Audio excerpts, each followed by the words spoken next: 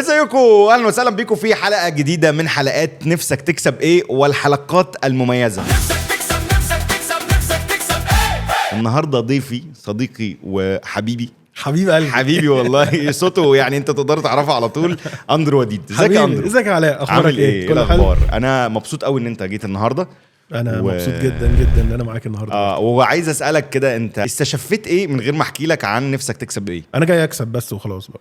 بجد؟ مش يمكن الموضوع جرابات وباور بنكات ما تهزرش، انت جايبني على ملا وشي. يا باشا اي حاجه، انت القعده معاك. متخيل المسابقه دي عامله ازاي؟ متخيل.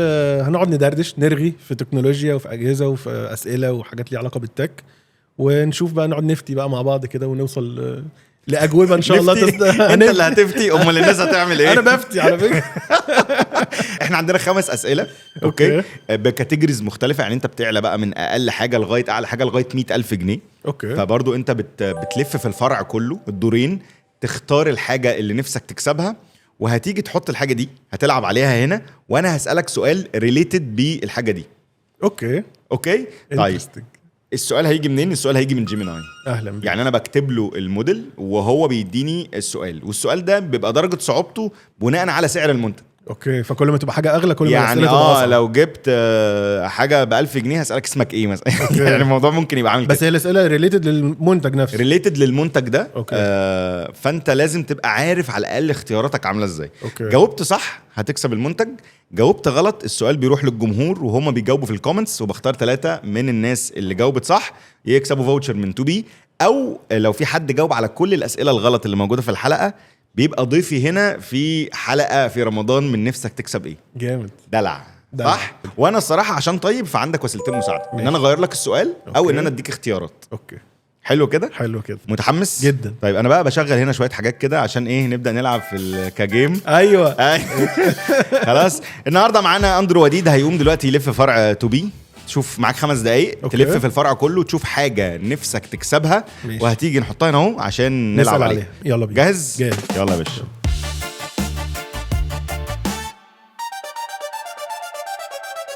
يلا يا اندرو الوقت بيخلص. ده طلع فوق. ربنا يستر. فوق دي مفيش حاجه رخيصه انا شايف كده. ايوه. لا نبتدي بده. ايه رايك؟ ده انت قنوع قوي. اما انا قلت ابتدي بحاجه صغيره في الاول. بجد؟ طب يلا يا باشا. اصل يعني هيبقى حاجه وحشه قوي لو خسرت من اول واحده. او لو خسرت من ده. ايوه. طيب دلوقتي اندرو وديد بدأ معانا بحاجه صغيره، وهو الرود مايك جو، اللايت ويت اون كاميرا مايكروفون. مظبوط. صح. وطبعا انت في ذكاء في الاختيار عشان حاجه ما فيهاش سبيكس معقده. ايوه يعني. حاجات تكسب. طب احنا نديها لجيميناي ونساله كده ادينا اسئله ليها علاقه بالرود مايك. فيديو مايك جو لايت ويت اون كاميرا مايكروفون. خلي بالك انا برضو عشان بحب معدات التصوير والحاجات دي، فعيني راحت على الحاجات دي شويه. ماشي. بس هو في اختيارات كتير مغريه للامانه. بجد بصراحه. ده انت طلعت فوق بس لقيت بقى ايه غسالات وثلاجات وبتاع، حسيت الموضوع فاكر الموضوع ممكن يبقى جامد. تفتكر ممكن نبص في الحته دي برضو؟ ما اعرفش. هات غساله وانزل بيها. اندرو وديد، السؤال الاول. مش قادر اتكلم بجد. ما هي الميزه الاساسيه اللي موجوده في فيديو مايك جو يشتهر بيها فيما يتعلق بمصدر الطاقة؟ أنا عارف الإجابة فهكسب المايك عشان هو أرخص حاجة. عشان هو أسهل سؤال. ما يميز هذا المايك إن هو على دي كده إجابة نموذجية. أنت كنت في المدرسة بتجاوب كده؟ يا ساعات لما ما يميز هذا. لا لما يكون ما عندناش إجابة. عارف اللي هو الحاجات اللي بنبتدي بيها موضوع التعبير دي.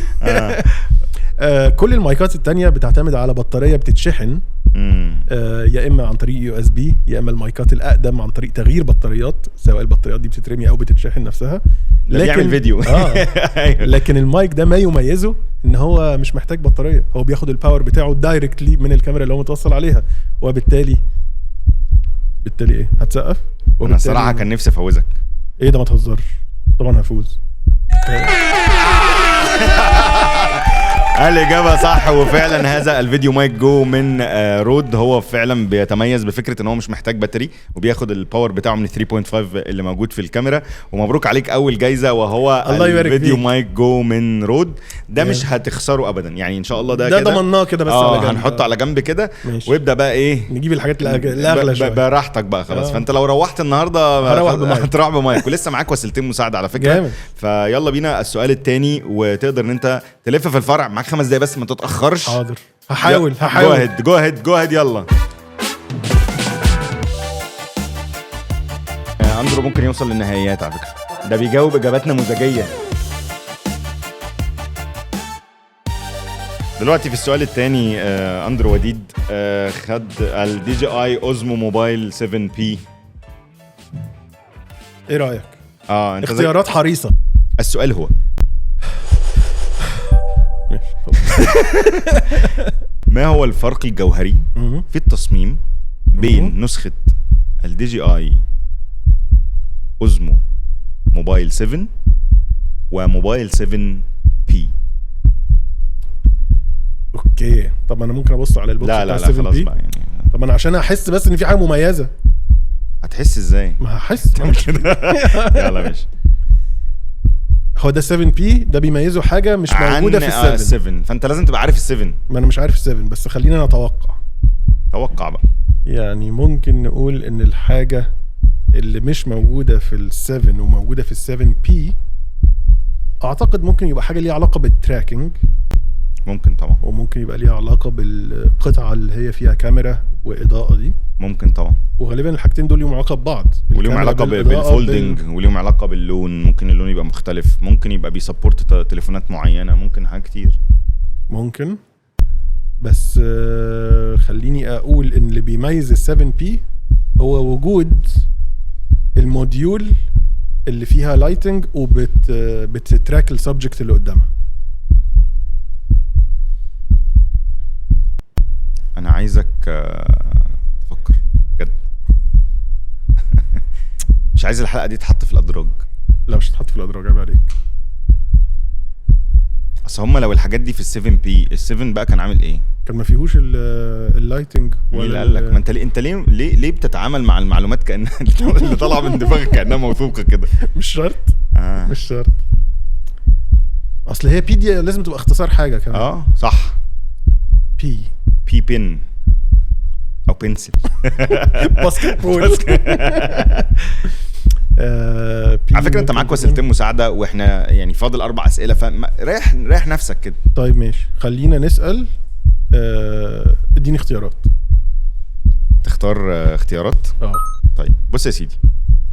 الاختيار الاولاني ان ال7 بي مش فولدبل. ماشي. او بيفرق ان هو واحد فولدبل واحد مش فولدبل. اوكي عشان انت بتشوف. ماشي.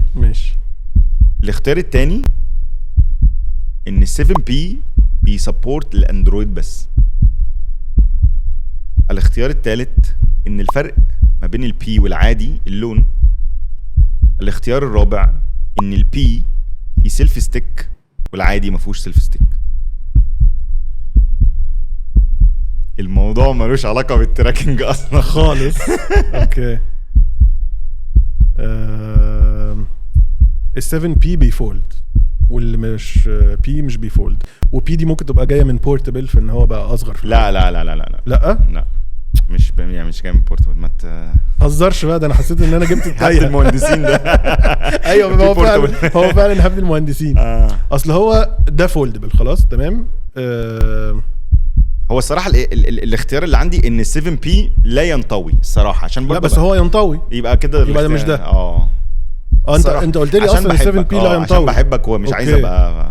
طيب والحاجه الثانيه اللي انت قلتها اللون. انا مش حاسس ان اللون ده حاجه مميزه هنا قوي الصراحه. ماشي. وفي برضو اختيار ان ده بيسبورت الاندرويد بس والتاني بيسبورت الاندرويد والاي او اس. وفي اختيار الاخير اللي هو ان ده فيه سيلف ستيك والتاني لا.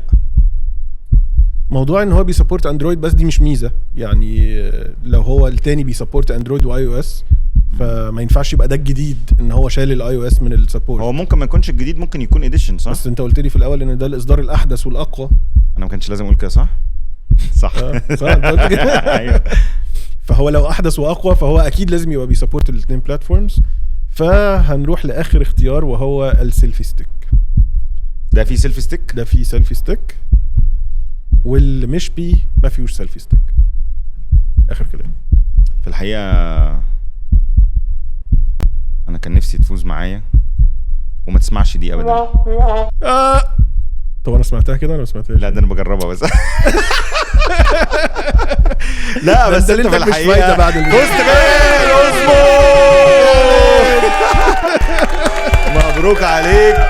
والهبد كان هيوديك في حته تانية خالص. بس صح، هبدا في الطريق انا عايز السليم. اقول لك ان دي عقده حياتنا. ايه بقى علاقه البي بالسيلفي ستيك؟ لا مؤاخذه يعني. والله ما اعرفش، انا جيميناي هو اللي بيقول لي. انت واثق قوي فيه يعني؟ لا بس يعني هو كاتب ان ده فيه سيلفي ستيك والتاني لا. احنا ده خلاص خسرناه. اوكي وبقى ده البديل. بقى ده البديل. أوكي. وننتظر معاك 3 اسئله عشان تكسب حاجات كمان. ماشي، هبتدي اغلي شويه بقى.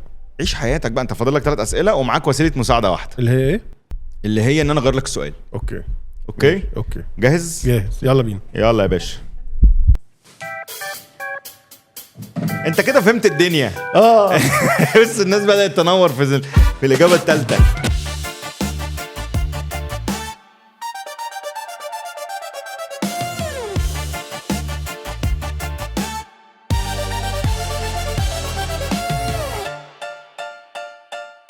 طيب يا جماعة، أندرو اختار تلاجة، اختار ميني بار 87 لتر سيلفر. أيوة. من بيكو. انا بقى ما اعرفش غير المعلومات اللي انت قلتها دي. صح؟ انت مش عارف شكلها؟ طيب شفت شكلها فوق؟ شوف شكلها فوق. طيب يعني بس غريب قوي. ما انا بنقل استوديو جديد، فقلت اي حاجه ممكن تنفع في الاستوديو. ماشي. انا والله مش هروحك زعلان يعني، حتى لو خسرتها انا اجيب لك هديه حبيب قلبي. والله العظيم عشان انا بحبك بس. ماشي، تعالى نكتب كده الجيميناي بيكو.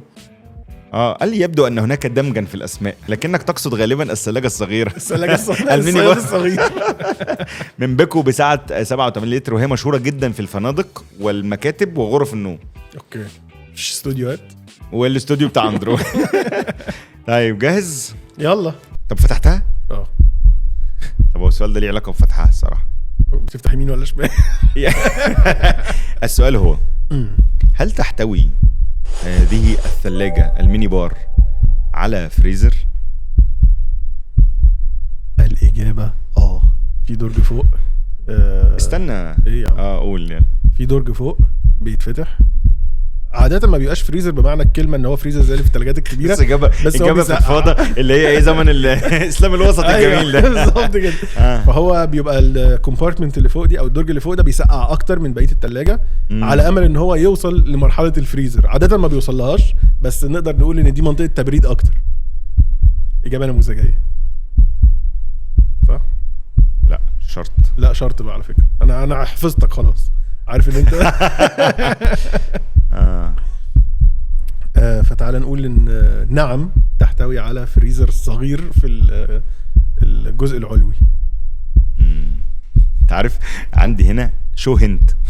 اوكي. فدوست شو هنت، عارف قال لي انظر داخل الثلاجه. لا يا راجل. يا جدع كنتش عارف انا. ما عرفتكش انا كده بقى.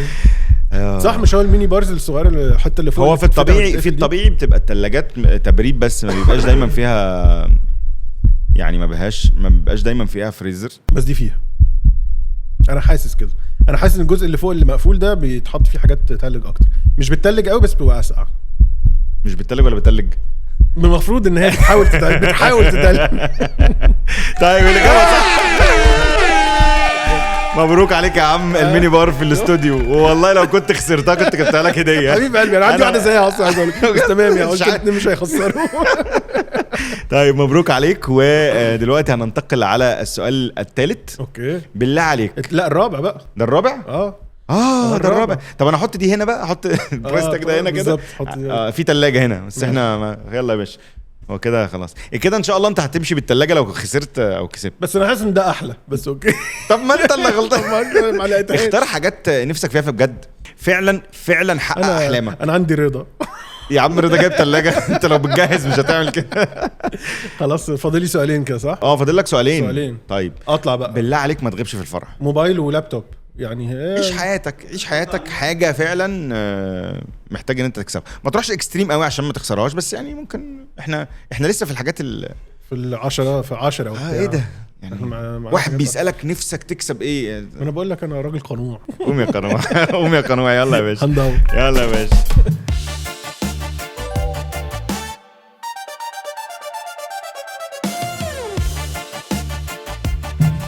هات يا باشا، اتفضل يا باشا.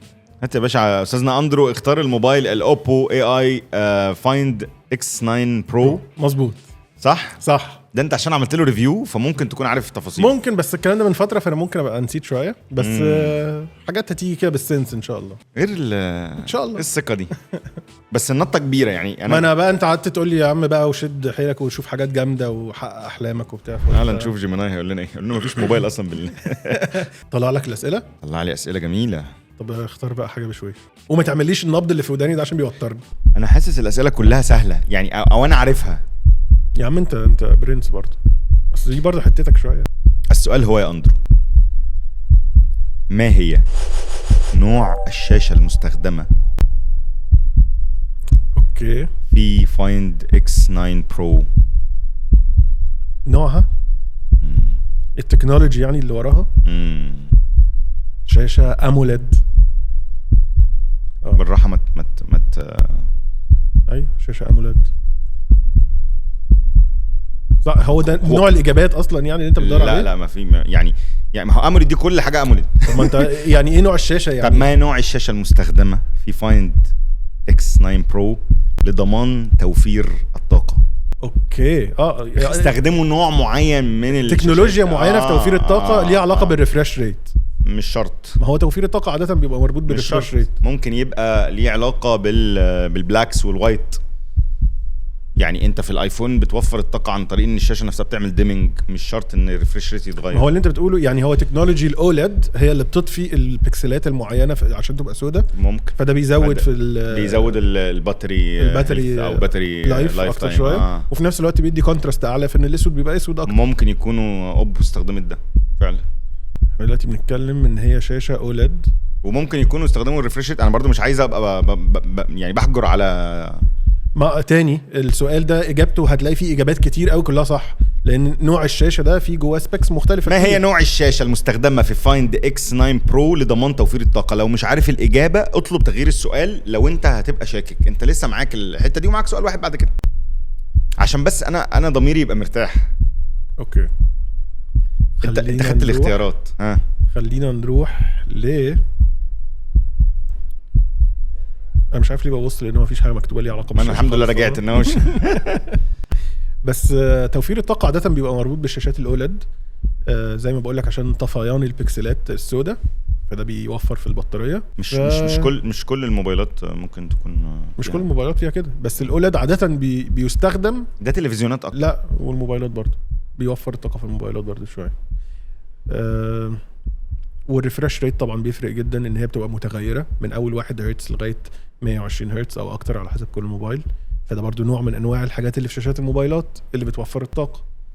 انت الاختيارات عمال توسعها على نفسك. هو المشكله ان انا مش عارف انت تقصد ايه بالظبط برضو في نوع الشاشه. وانا برضو يعني بص انا ما بقصدش حاجه. خلاص تعالى نغير السؤال.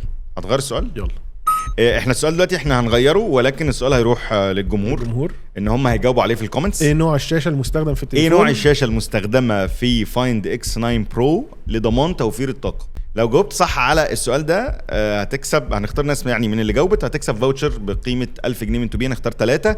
ولو جاوبت على كل الاسئله اللي في الحلقه دي الغلط، لان ممكن يبقى في سؤال بعد كده غلط اللي هو خلاص، او ممكن اندرو يقفل الجيم يعني، هيبقى ليك مكان ان هو يجي هنا معانا في نفسك تكسب ايه في اخر رمضان. ماشي جامد قوي. هغير لك السؤال ولكن هقول لك الاجابه بس زي لعيبه الكوره كده. ماشي هنقفل بقى يا ابن الذين. انا هغير لك السؤال. انا كنت عارف الاجابه. ما هو استنى بص. ما هو اسم نظام التشغيل الواجهه الخاص باوبو؟ مفيش سؤال اسهل من كده. ايوه اوبو ليها سيستم كده. الاوبريتنج سيستم بتاع اوبو واجهه اندرويد اسمها ايه؟ دخلوا في بعض كلهم، لان انا كل الماركات بتاعت اندرويد كل واحده بيبقى ليها الاسم بتاعها. طب قول كده اسماء وانا اقول لك ممكن يبقى منهم ولا لا. كلر اوس اخر كلام. ايه ده؟ أيوة. طب ما ممكن يطلع غلط. لا هو صح. ممكن تسمع دي. مش هسمع دي. هو كلر اوس. انا بس هم دخلوا في بعض صح. مين اللي قال لك ان هو كلر اوس؟ احساسي. ما في حاجات كتير قوي اخرها اس. هو اي حاجه غير او اس، بس هو كولر او اس هو بتاع اوبو على قد ما انا فاكر، لان هم كتير بيخشوا في بعض، بس هو كولر او اس ان شاء الله. صح. طيب انا يعني الثلاجه ان شاء الله تبقى حاجه كويسه التلاجة واضافه موجوده في الاستوديو. ولما نيجي نجاوب على الاوبريتنج سيستم الخاص باوبو والمبني على اندرويد، هنلاقي ان عندنا اختيارات كتير زي هايبر او اس واكسجين او اس، ما تنساش، و1 يو اي ده بتاع ون بلس طبعا، والكلر او اس الخاص ب كولر او اس ايه؟ الكلر او اس. ده صح. ايوه انا مش عارف ليه حاسس ان ده صوت اللي خسرانين. لا خسرانين بيسقفوا لهم. لا انا لقيت الزماره في الهواء. لا انت كده مبروك عليك وكسبت الاوبو فايند اكس 9 برو. دي حاجه قويه، دي حاجه تليفون حلو على فكره. ايوه انت وشك احمر. وترتك. لا يعني تمام. ماشي بس بس فعلاً، حلو ان انت كولر عرفت تلقطها، لان انا آه. كنت هزعل قوي ان انا لو سالتك في الاندرويد. لا ما هم كتير فعلا، وزي ما بقول لك هم شبه بعض. اوعى كده. اوعى خلاص الثلاجه بقى راحت. خلاص الثلاجه راحت خد خلاص. الثلاجه بقى. فاضل لنا اخر سؤال. فاضلك اخر سؤال، واحنا كده ان شاء الله هنروح بالفايند. خلاص بقى نقفل لك الهارت بيت ده. الهارت بيت. هتروح بالفايند اكس 9 برو من اوبو. واخر سؤال معاك 5 دقايق تلف في الفرع، تختار حاجه، الحاجه دي ممكن تكسبها او لا، ونخلينا في ده. ويبقى سؤال الجمهور هروح بقى غالبا لاي ايه الحاجه اللي ب 100,000 جنيه بالظبط هنا؟ مفيش حاجه تانية. ساحبين كل حاجه من الفرع. لا في حاجات كتير قوي، في موبايلات اعلى وفي تابلتس وفي لابتوبات طب خليني اروح ابص. يلا يا باشا جو اهيد وانا اشغل لك بقى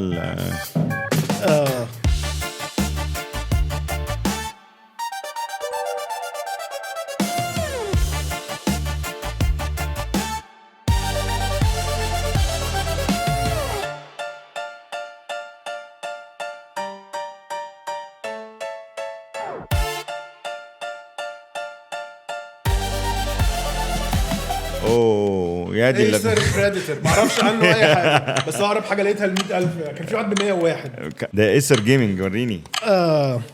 هات بس الورقه دي عشان نذاكر شويه. نو ما تهزرش. هو كله بيطلع في اخر سؤال على الجيمنج. ما هو خلاص بقى فاهم. البس سماعتك بقى. اديني بقى في الهارت ريت من دلوقتي. خد يا باشا هارت ريت. ايوه بيغسلني من جوه. تفتكر لو كسبت اللابتوب تبقى فرحان اكتر؟ ابقى فرحان طبعا، لان انا ما عنديش لابتوب قوي ويندوز حاليا، انا بشتغل على ماك الحقيقه، فده اللي دايما بجيب فيه الحاجه القويه ولا عشان ده شغلي. لكن حاجه كده للجيمنج هتبقى خطيره برضه. طلع لك الاسئله لسه. جهاز ايسر بريديتور ان 25 كيو 4 المعروف تجاريا باسم بريديتور هيليوس نيو 16. باين ان شاشته 16 انش. هو وحش متخصص للالعاب، يجمع ما بين القوه والتبريد المتقدم. اوكي، قد يكون هنا السؤال. ما هو طراز وحده تحكم الايثرنت كنترولر اللي موجوده في هذا الجهاز، اللي اخترعوها عشان يقللوا الليتنسي عن الاجهزه العاديه؟ استنى كده، انت بتسقف على ايه؟ على خلتنا نوع طراز. هم غيروا الايثرنت كنترولر اللي موجود فيه، غيروا الطراز بتاعه عشان يقلل الليتنسي في الايثرنت مقارنه بلابتوبات تانية. اوكي، فايه نوع الطراز بتاع الايثرنت كنترول؟ عايز الاسم والموديل ما عنديش فكره طبعا. بجد ما اعرفش، يعني اي حاجه هقولها هتبقى فاتي، فيعني حاسس مالهاش معنى. طب قول لي كده طراز كده. ما اعرفش طبعا، ده اكيد له كود نيم يعني، كمان مش اسم. ليه اسم. طب انا هسهل لك، ليه اسم يعني سيبك من الكود نيم، هو ليه رقم طبعا، ايه 2600 ومش عارف ايه وبتاع، بس انا مش يعني ليه اسم مشهور كده.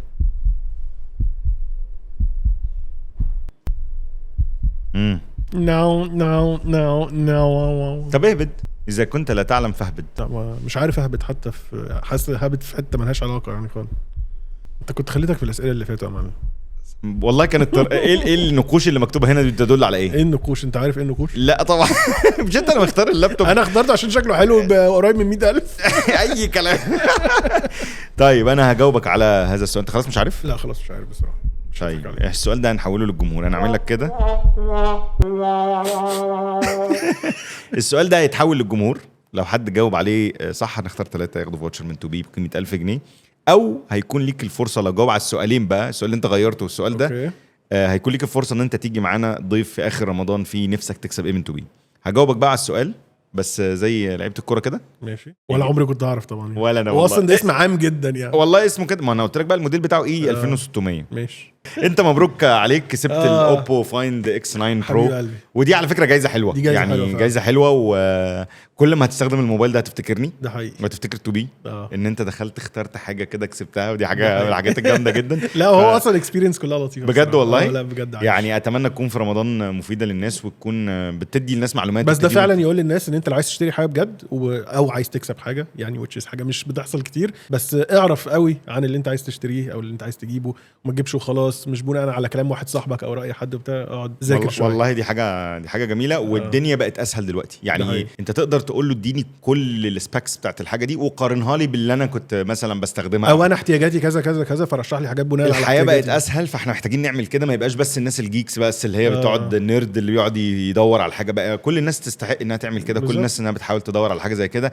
وحتى انت لما تعمل ريفيوز لحاجات شبه بعض طبعا. بتبقى عارف ان كل حاجه مميزه لحد. فاكر طبعا. يعني فاهم الحته دي اتكلمنا فيها في الايفنت قبل كده، جدا. ان حاجه اقتصاديه، حاجه الووتر ريزيستنس بتاعتها احسن، فدي حاجه مثاليه للشخص لحد ده. معين. مش شرط ان الحاجات دي تحسها في الاخر كل سمارت ووتش شبه بعض، لا يعني مش قوي كده. ده اوكي حقيقي. مبروك عليك الفايند حبيبي. اكس 9 برو، ودي حاجه من الحاجات الجميله. وخلاص بقى اللابتوب كده راحت عليه. مبروك بقى. عليك. مبروك للي هيكسبوا وأنا المره اتبسطت- الجايه. اتبسطت والله العظيم جدا وأنا معاك جداً، وأنا يا جداً. اندرو في هذه الحلقه. وأنا جداً وانا يعني مبسوط ان انت لبيت الدعوه الجميله دي. يعني انا بنبسط عموما معاك صدق. بجد والله دي حاجه جميله، وانا اتبسطت معاكم برضو في هذه الحلقه. وما تنسوش بقى تجاوبوا على الاسئله، يمكن تكونوا من الناس الفائزين سواء بفاوتشر او ان انتوا تيجوا معانا هنا في اخر حلقه او اخر حلقات من حلقات رمضان.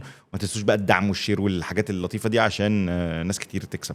فانا كنت مبسوط معاك وكنت مبسوط معاكم، وشوفوا كده الحلقه وقولوا لنا جامد ولا مش جامد. نفسك